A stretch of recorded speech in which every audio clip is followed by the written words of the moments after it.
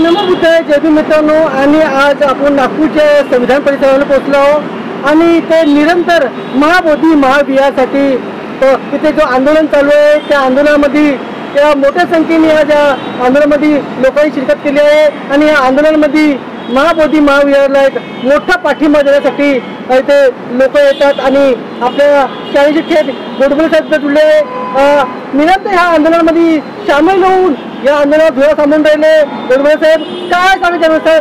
गोडबोले साहेब आपला परिचय सांगा. मी JR गोडबोले, भारतीय बौद्ध महासभा नागपूर जिल्हा महानगरचा अध्यक्ष आणि हा धरणं आंदोलनाचा मुख्य व्यवस्थापक असून 1 जुलैपासून आपला धरणे आंदोलन चालू आहे आणि आज 60 दिवस झालेले आहे. सर्वांना मी शुभेच्छा देतो की हे 1 जुलै ते आजपर्यंत 60 दिवस सर्वांनी आम्हाला खूप खूप मदत केलेली आहे. आपल्या इथे आर्थिक तन मन धनाने आम्हाला सहकार्य केलं आहे. अशा सर्व सहकार्यकर्त्यांना सर्वांना सप्रेम जय भीम, नमो बुद्धाय. त्याचप्रमाणे तुमच्या चॅनललाही मी खूप खूप धन्यवाद देतो, अभिनंदन करतो की वेळोवेळी येऊन आमचा उत्साह तुम्ही आमचा मनोबल तुम्ही वाढवून राहिलेले आहे. आमचे आंदोलन महाबोधी महाविहार आंदोलनाचे प्रमुख मुख्य प्रेरणा स्रोत आपले अनाथ हे श्रीलंकेने येऊन आपल्या भारतामध्ये ह्या आंदोलनाचा प्रारंभ केला होता. त्यांचा जन्मदिवस 17 सप्टेंबरला आम्ही पालन करणार आहोत आणि यासाठी मी ह्या आजच्या आंदोलनाच्या पर्वावर मी त्यांना ॲडव्हान्स त्यांच्या जन्मदिवसाची मी शुभकामना करतो. त्याचप्रमाणे उद्या दुसरे आमचे प्रणेता या आंदोलनाचे दुसरे प्रणेता पूज्य बनते नागार्जुन सुराई ससाई नागपूर इथे राहतात. ते त्यांचा वाढदिवस उद्या आहे. त्यानेही खूप प्रयत्न केलेला आहे आणि आज त्यांच्या पत्राचा संज्ञान घेऊन सुप्रीम कोर्ट आपल्याला न्याय देण्यासाठी तयार आहे. आता काय न्याय येईल ते नंतरची गोष्ट आहे, पण ते आहे त्यांच्या वाढदिवसाची खूप सर्वांच्या तर्फे मी खूप खूप त्यांना धन्यवाद देतो आणि त्यांचं आरोग्याचे मी मनन चिंतन करतो आणि शुभेच्छा देतो त्यांना. बुद्धगया महाबोधी महाविहार याचा लढा आमचा यासाठी आहे की बिहार सरकारने सन 1949 साली जो BT ॲक्ट म्हणजे बुद्धगया टेम्पल अधिनियम त्यांनी लागू करून आमच्या बौद्धावर अन्याय केलेला आहे. आमचा अधिकार त्यांनी हिसकून घेतलेला आहे आणि यावरही ते आता आमचा संविधान 26 जानेवारी 1950 लागू झाला आहे आणि त्या कायद्यानुसार संविधानाच्या 13 आर्टिकलच्या अनुषंगाने तो ऑटोमॅटिकच रद्द झाला पाहिजे होता. तर रद्द न करता आतापर्यंत केंद्र सरकार आणि बिहार सरकार ते आपला मनमानी करून राहिले. आपला BT ॲक्ट रद्द करण्याचा काही त्यांचं हे नाही आहे. आम्ही 1 जुलै ते आज 60 दिवस झाले आहे. एवढं या संविधान चौकामध्ये आम्ही आपला लढा लढत आहोत, तरी आमचा काही त्यांनी निष्पन्न नाही दिला. काही आपला एक शब्दही नाही वापरला. सरकारतर्फे कलेक्टरला या कुणालाही पाठवून आम्हाला सांत्वना देण्याचेही काही त्यांनी कार्य केलं नाही आहे. हे निंदनीय आहे. म्हणून आम्हाला पुन्हा पुढे आपला हा जो लढा आहे, आपला आंदोलन आहे, हे चालू ठेवण्याची गरज आहे असं मी समजतो करतो. आणि या लढ्या ऑल इंडिया बुद्धिस्ट फोरम आणि भारतीय बौद्ध महासभा, समता सैनिक दल असे अनेक सामाजिक कार्यकर्ते हजारोंची संख्यामध्ये, लाखोंची संख्यामध्ये आम्हाला इथे येऊन त्यांनी मदत केली आहे. मी सर्वांचं मनपूर्वक अभिनंदन करतो. 10 ऑगस्ट 1925 फार मोठा इंदोरा बुद्धविहार इंदोरा मैदानातून समता आपल्या संविधान चौकापर्यंत महारॅली निघाली होती. इथे हजारो लाखोंची संख्यामध्ये लोक आलेले होते आणि हा मोठा सक्सेस झाला. इथे आपण बैठक घेतली आणि बैठकीत निर्णय झालेला आहे.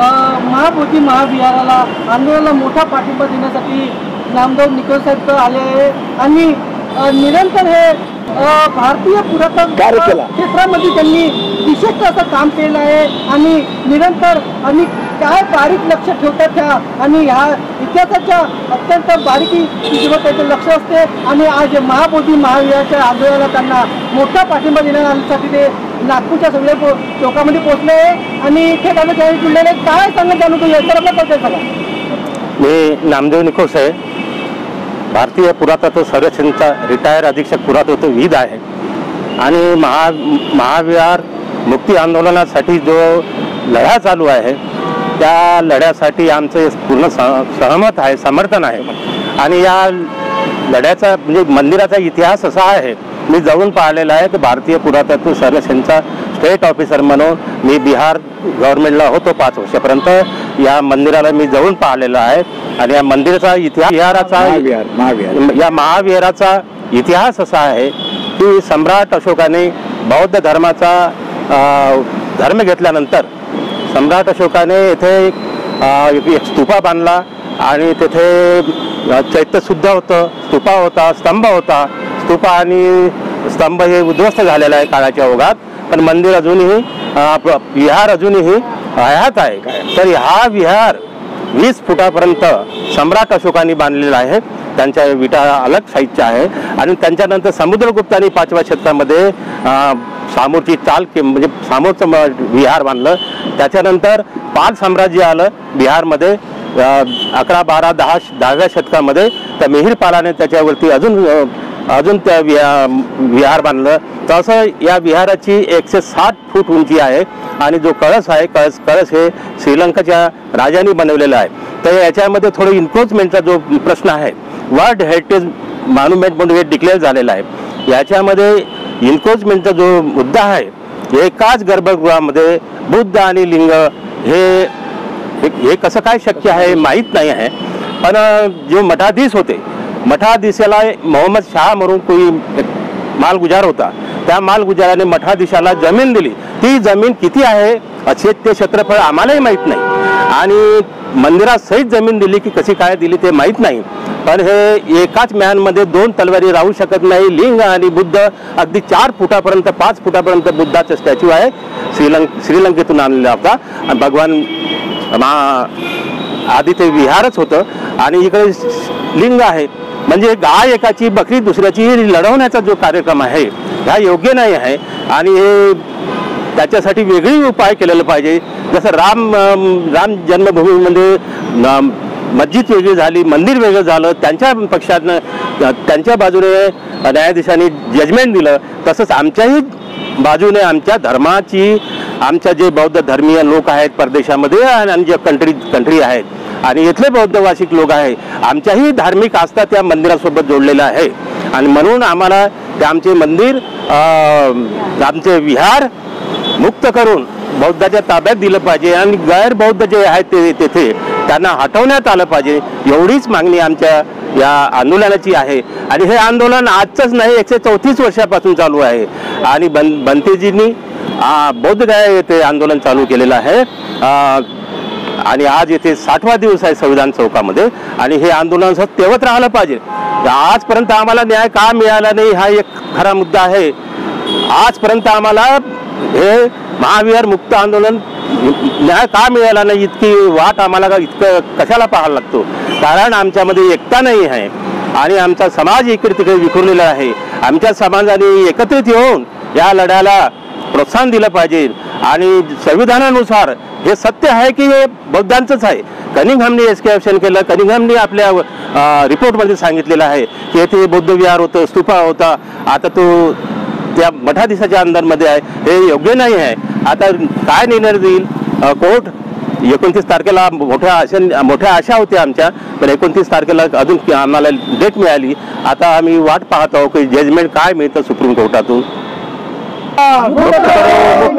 महाबोधी महाविहार मुक्त करो, BT1 रद्द करो, BT1 रद्द करो, BT1 रद्द करो. महाबोधी महाविहार मुक्त करो. बिहार सरकार होश में आओ, होश में आओ, होश में आओ. बिहार सरकार होश में आओ, होश में आओ, होश में आओ। महाराष्ट्र सरकार होश में आओ, होश में आओ, होश में आओ। होश में आकर बात करो, बात करो, बात करो। बात तो तुमको करनी होगी, करनी होगी, करनी होगी। बात तो तुमको करनी होगी, करनी होगी, करनी होगी। वरना कुर्सी खाली करो, खाली करो, खाली करो। जय जय जय जय जय भीम, जय भीम, जय भीम, जय जय जय जय जय भीम, जय भीम, जय भीम। महाबोधी महाविहाराच्या या नागपूरच्या संविधान परिसरामध्ये जो आंदोलन चालू आहे, या आंदोलनामध्ये इंजिनियर नंदलालजी मेश्राम साहेब जुळलेले आहे आणि या आंदोलनाला त्यांनी सुद्धा मोठा पाठिंबा दिलेला आहे आणि निरंतर ह्या आंदोलनामध्ये सामील होतात आणि यांचा बी एक मोठा या पाठिंबा दिलेला आहे. आपल्याशी थेट चालेल जुळले आहे. काय सांगत आहे सर, आपला परिचय सांगा. सर्वांना नमोबुद्धाय, जय भीम. आणि आपल्या चॅनलला सुद्धा अभिनंदन. मी इंजिनियर नंदलाल मेश्राम, अध्यक्ष भारतीय बौद्ध महासभा दक्षिण पश्चिम नागपूर विभाग. तर या आंदोलनामध्ये मी सतत जुळलेला असतो. आपल्या सगळ्यांना माहीत आहे की बुद्धगया येथील महाबोधी महाविहार हे सम्राट अशोकांनी निर्मिले आहे आणि ते त्या ठिकाणी तथागत गौतम बुद्धांना संबोधी प्राप्त झाली. त्याच्यामुळे त्यांनी त्यानिमित्त तिथं ते महाविहार बांधलेलं अशोकाने बांधलेलं होतं आणि कालांतराने त्या महंतांनी त्यावर आपलं ताबा मिळवून आपल्या ताब्यात त्यांनी घेतलेलं होतं. परंतु अनागारिक धम्मपाल यांनी 1891 पासून तिथे येऊन ते आंदोलन सुरू केलं होतं आणि 100 वर्षानंतर म्हणते सुरेश ससाई यांनी ते पुन्हा 1991 मध्ये आंदोलन सुरू केलं आहे आणि त्यानंतर म्हणते सुरेश ससाई यांनी 1912 मध्ये ते रिट पिटिशन सुप्रीम कोर्टात दाखल केलेले आहे. परंतु त्यावर काही सुनावणी होत नव्हती आणि मागच्या 3 वर्षापासून आकाश लामा यांनी भारतभर दौरे वगैरे करून या महाबोधी महाविहार मुक्त करण्यासाठी आंदोलन करण्याबद्दलचं पुन्हा तिसऱ्या टप्प्यातील आंदोलन सुरू करण्याबद्दल जागृती केली होती आणि त्यानुसार मागच्या वर्षी 2024ला 17 सप्टेंबरला अनागारिक धम्मपाल यांच्या जयंतीनिमित्त गांधी मैदान पटना इथून त्या पटनाच्या विधान भवनावर मोठी रॅली बोलवण्यात आली होती. तेव्हा भारतभरातील बहुसंख्य लोक तिथं जमा झालं होतं आणि आम्ही नागपूरमधून सुद्धा बरेच लोक तिथं जाऊन त्या रॅलीमध्ये जाऊन 17 सप्टेंबरला विधान भवन पटनाला 5:30च्या दरम्यान निवेदन सादर करण्यात आलं होतं आकाश लामाजी यांच्या नेतृत्वामध्ये. आणि दुसऱ्या दिवशी बुद्धगया येथे त्याबद्दल आंदोलनाबद्दल मोठी मीटिंग झालेली होती. अशा प्रकारे तेवढे 550 निवेदन देऊन सुद्धा सरकारने त्यावर फारसं लक्ष न दिल्यामुळे यावर्षी आकाश लामा यांनी त्यांच्या ऑल इंडिया बुद्धिस्ट फोरम, भारतीय बौद्ध महासभा आणि समता सैनिक दल आणि इतर सर्व संघटना मिळून 12 फरवरीपासून बुद्धगयेला मोठा आंदोलन सुरू करण्यात आलेला होता आणि तो आंदोलन आजही सुरू आहे. परंतु 12 मे आणि 13 मे या बुद्ध जयंतीच्या काळामध्ये तिथं जे हे झालं आणि ते तिथून मग ते भारत पाकिस्तानच्या युद्धाची परिस्थितीमुळे त्यांनी ती जागा सरकारने नाकारल्यामुळे ते एका विहारामध्ये ते आंदोलन सुरू आहे आणि त्या आंदोलनाचा आज 200वा दिवस सुरू आहे. आणि त्याचप्रमाणे इथं संविधान चौकामध्ये आज 60वा दिवस धरणे आंदोलनाचा सुरू आहे. या आंदोलनामध्ये भारतीय बौद्ध महासभा, समता सैनिक दल आणि ऑल इंडिया बुद्धिस्ट फोरम आणि विविध संघटना यांचा संपूर्ण सहकार्य लाभलेला आहे. आणि इतर संघटना सुद्धा ओबीसी सुद्धा संघटना या आंदोलनामध्ये येऊन सहकार्य करत आहे की त्यांना माहीत आहे भगवान बुद्धांचं जे संबोधित स्थळ आहे आणि ते महाविहार आहे ते बौद्धांच्या हातात आहे, बौद्ध असायला पाहिजे यासाठी हे आंदोलन सुरू आहे. आणि सर्व संघटना भारतातील इतर की हे बुद्धाचे स्थळ बौद्धांना हस्तांतरित व्हावे. त्यामध्ये सध्या 4च बौद्ध आणि 5 हिंदू मॅनेजमेंटमध्ये आहेत. तर हे पूर्ण मॅनेजमेंट बौद्धांना मिळावं यासाठी आंदोलन सुरू आहे.